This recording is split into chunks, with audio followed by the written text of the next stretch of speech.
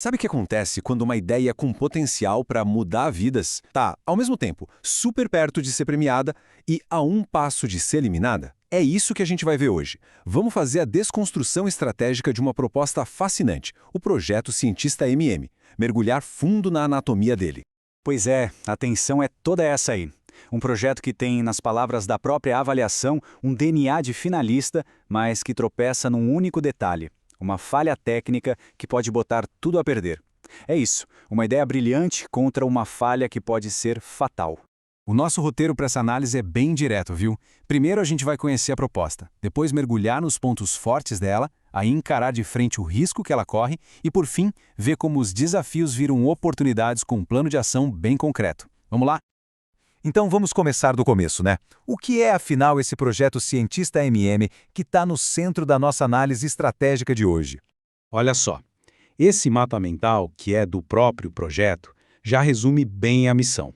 A ideia aqui é usar a ciência não só como uma matéria da escola, mas como uma ferramenta de pertencimento. Sabe, conectar meninas com pesquisadoras para que elas se sintam mais fortes, construam um projeto de vida e, com isso, não abandonem os estudos.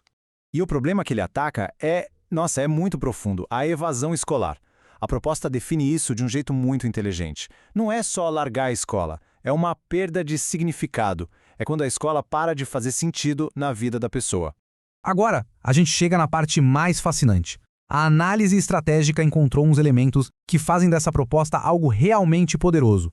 Vamos entender por que ela tem esse tal DNA de finalista. E esse aqui é o ponto central, a joia da coroa do projeto. A história da proponente não é só um detalhe. Ela é indígena mura, afrodescendente, veio do interior do Amazonas, primeira da família a ter um doutorado, ou seja, ela mesma é a prova de que o método dá certo. A vida dela valida a ideia inteira. E a partir dessa força central, o resto todo se encaixa. A ideia de usar a ciência para criar um sentimento de pertencimento é vista como uma sacada original, muito poderosa. O jeito que a proposta cruza gênero, raça e território é algo raro, um diferencial enorme. E claro, está totalmente alinhada com o que o edital pedia, o que já sinaliza um potencial gigante para o futuro. Mas, como a gente falou lá no início, tem uma falha. E não é uma falha pequena, não. A análise é bem clara ao apontar um único problema, um impedimento formal que pode anular tudo isso antes mesmo da discussão de mérito começar.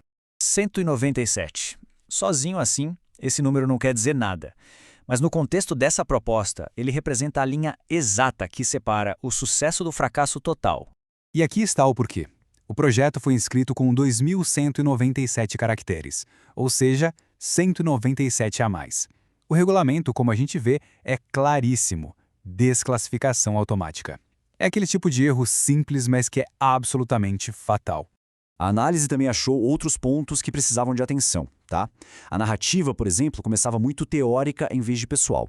O nome do projeto M&M aparecia de formas diferentes e tinha um escopo com mais de 10 atividades.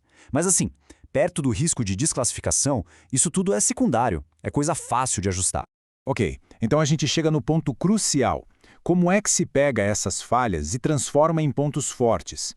Porque a análise estratégica não só aponta os problemas, ela também desenha um caminho para refinar a proposta e levar ela para outro patamar.